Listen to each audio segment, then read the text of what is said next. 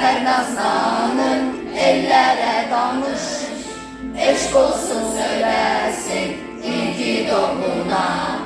Eylə nur vətənin mərd komandiri, şəninə nəğmələr söyləyirik biz. Doğma liseyimiz mübarək fəxri, səninlə fəxr edib öyünürük biz.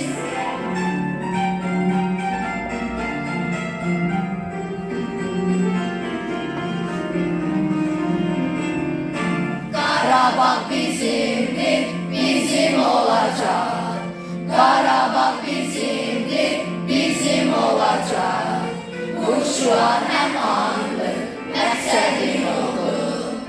Zəfərdən zəfərə apardı səni, adın tarixlərə bir dastan oldun.